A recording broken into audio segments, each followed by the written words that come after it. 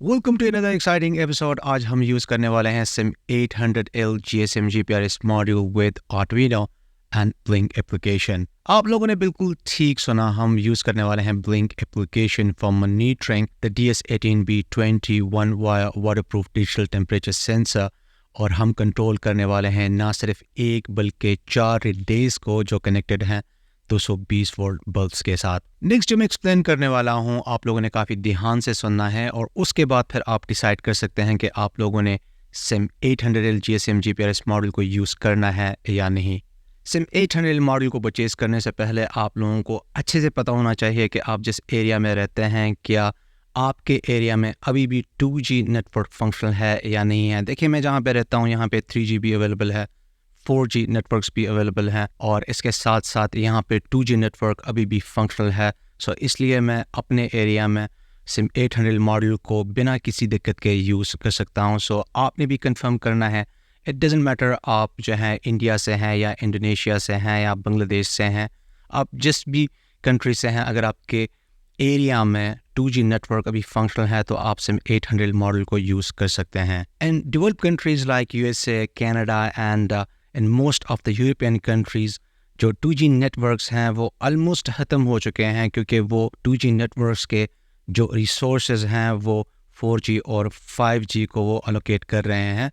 तो ऐसे कंट्रीज़ में SIM800 मॉड्यूल जो है वो काम नहीं करता, आप उसको डेटा ट्रांसमिशन के लिए यूज़ नहीं कर सकते। तो let me remind you one more time, इससे फ़र्क नहीं पड़ता आप इंडिया से हैं, पाकिस्तान से हैं या किसी और कंट्री से हैं, अगर आपके एरिया में 2G नेटवर्क फंक्शनल है।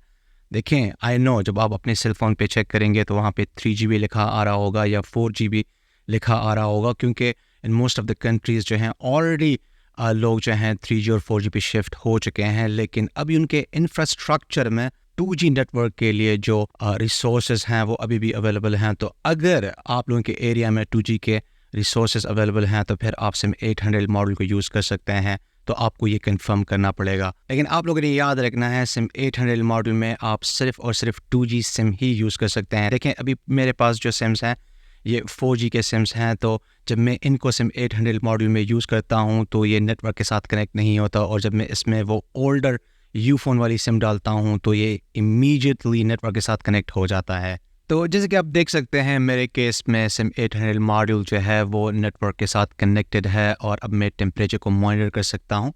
Late me apply some temperature और फिर आप देखेंगे टेम्परेचर कैसे इंक्रीज होता है। This is simply mind blowing. अब आप ESP32 और ESP8266 WiFi मॉड्यूल्स की तरह Arduino को यूज़ करके IoT प्रोजेक्ट्स बना सकते हैं। आप Arduino को यूज़ करके Blynk पे डेटा को सेंड कर सकते हैं और वहाँ से डेटा को रिसीव कर सकते हैं। सो आप सेंसस को भी मॉनिटर कर सकते हैं और आप चीज़ों को भी कंट्रोल कर सकते हैं। सो अब आपको टोटली जो है ESP32 या फिर ESP8266 WiFi मॉडल पे रिलाई करने की ज़रूरत नहीं है, आप Arduino भी यूज़ कर सकते हैं। एनीवे, अब हम चलते हैं और इन 4 बल्ब्स को कंट्रोल करते हैं, लेकिन गाइस सेफ्टी कम्स फर्स्ट। जब 220 वोल्ट कनेक्टेड हों तो आप लोगों ने रिलेज के कॉन्टैक्ट्स को बिल्कुल भी टच नहीं करना, क्योंकि ये एक्सट्रीमली डेंजरस हो सकता है। सो जहाँ तक पॉसिबल हो आप कोशिश करें कि प्रोटेक्टिव ग्लव्स पहनने, और मैं तो ये रिकमेंड करूँगा कि इस किस्म के हाई वोल्टेज प्रोजेक्ट्स पे करते टाइम आप अपने साथ किसी फ्रेंड को रखें जिसको इलेक्ट्रॉनिक्स का पता हो, इलेक्ट्रिकल के काम का पता हो, क्योंकि इस किस्म के प्रोजेक्ट्स हैं काफ़ी डेंजरस हो सकते हैं। तो जैसे कि आप देख सकते हैं SIM800 GSM GPRS मॉड्यूल और Blynk एप्लीकेशन को यूज़ करके मैं इन बल्ब्स को कंट्रोल कर सकता हूँ। गाइस, अब मुझे वाईफाई कनेक्शन की बिल्कुल भी ज़रूरत नहीं है। मैं इस सिस्टम को कहीं पे भी इंस्टॉल कर सकता हूँ जहाँ पे 2G नेटवर्क फंक्शनल होगा, और मैं दुनिया के किसी भी हिस्से से इन लोड्स को कंट्रोल कर सकता हूँ और इस टेम्परेचर सेंसर को भी मैं मॉनिटर कर सकता हूँ। भाई, अगर आपके एरिया में SIM800 GSM GPRS model supported नहीं है, वो काम नहीं करता, तो भाई टेंशन की बात नहीं है, क्योंकि आप देख सकते हैं मैंने ये SIM7600G का न्यू मॉड्यूल परचेज़ किया है, और ये सारी GSM मॉड्यूल्स का बाप है भाई, क्योंकि ये 4G नेटवर्क के साथ भी कंपैटिबल है, 3G नेटवर्क के साथ भी कंपैटिबल है और 2G नेटवर्क के साथ भी कंपैटिबल है। तो नेक्स्ट वीडियो में मैं इस GSM मॉडल को यूज़ करूँगा। So consider subscribing if you don't want to miss any of my upcoming tutorials जिसमें मैं इस GSM मॉडल को यूज़ करूँगा। Anyway, now let's go ahead and take a look at the circuit diagram. तो my dear friends, जैसे कि आप देख सकते हैं यह है कंप्लीट सर्किट डायग्राम। कनेक्शंस इसके बिल्कुल सिंपल है। अगर कोई कंफ्यूजन है तो आप यहाँ से इन वायर्स को देख सकते हैं। इसके साथ मैंने ये डिटेल्स वगैरह ऐड की हुई हैं। एनीवे आप देख सकते हैं SIM800L GSM GPRS मॉड्यूल के जो VCC और ग्राउंड पिन्स हैं, ये मैंने आर्डुइनो के VN और ग्राउंड पिन्स के साथ कनेक्ट किए हैं। ये है 4 channel SPD type relay module और आप देख सकते हैं इसके भी VCC और ग्राउंड पिन्स मैंने आर्डुइनो के VN और ग्राउंड पिन्स के साथ कनेक्ट किए हैं।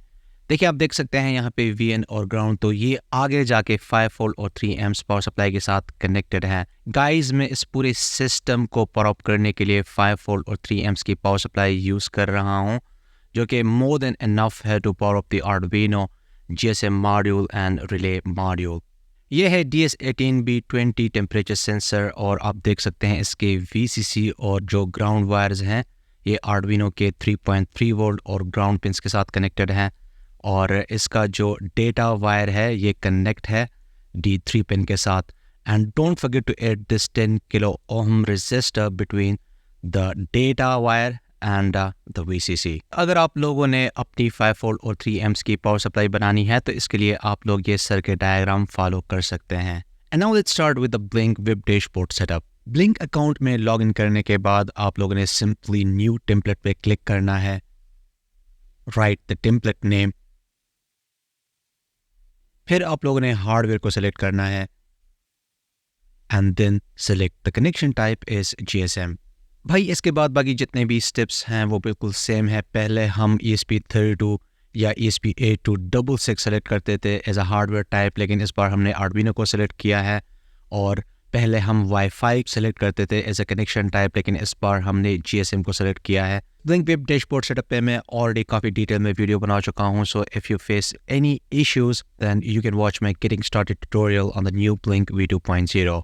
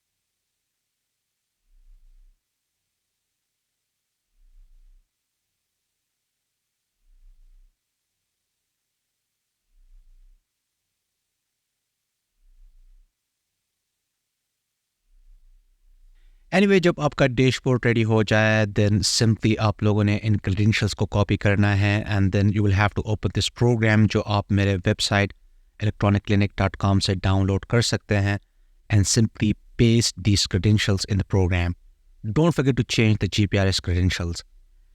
इसके बाद फिर आप लोगों ने इन रिक्वायर्ड लाइब्रेरीज को इंस्टॉल करना है, तो इसके लिए सिंपली आप इस लाइब्रेरी के नाम को कॉपी कर लें।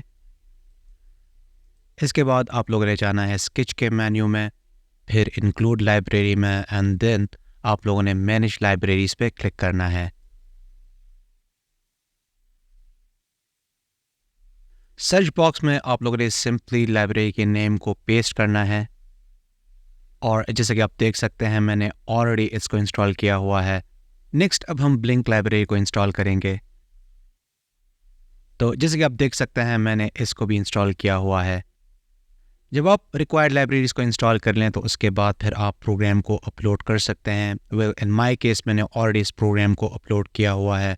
तो प्रोग्राम अपलोड करने के बाद फिर से आप लोगों ने डैशबोर्ड पे जाना है और वहाँ पे आप लोगों ने चेक करना है कि आप टेम्परेचर को मॉनिटर कर सकते हैं और रिलेस को कंट्रोल कर सकते हैं या नहीं। तो अगर आप टेम्परेचर को मॉनिटर कर सकते हैं और साथ में रिलेस को भी कंट्रोल कर सकते हैं देन कॉन्ग्रैट्स, आप लोगों ने जो है मुश्किल काम कर लिया है। और उसके बाद फिर आप अपने सेल फोन पे ब्लिंक एप्लीकेशन की जो सेटअप है वो स्टार्ट कर सकते हैं। So let's go ahead and do it.